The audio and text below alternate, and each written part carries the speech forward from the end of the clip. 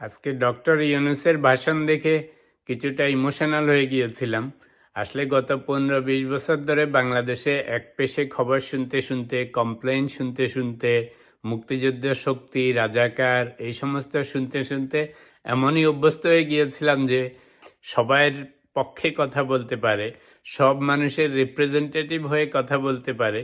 এই জিনিসগুলি বাংলাদেশের জন্য, বাংলাদেশের নিউজের জন্য ছিল একদমই অপ্রত্যাশিত। আমরা অনেকটা অভ্যস্ত হয়ে গেছি যে টিভি খুললেই আমাদের হাসিনা বেগম শুরু করবেন ওনার মুক্তিযুদ্ধ, ওনার বাপদাদার কাহিনী, ওনার দেশের কাহিনী, রাজাকারদের নিয়ে সমালোচনা, অন্যদেরকে নিয়ে সমালোচনা, আর নিজেদের যত গুণগান করা। যাই হোক, অনেকদিন পরে শুনে খুব ভালো লাগলো।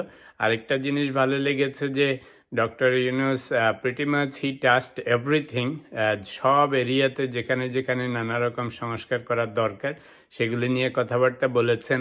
তারপরে যারা এতদিন অন্যায় অত্যাচার করেছে তাদের বিচারের কথাও বলেছে, শুনে খুব ভালো লাগলো। দেখা যাক সামনে সুন্দর বাংলাদেশ গড়ে উঠে কিনা।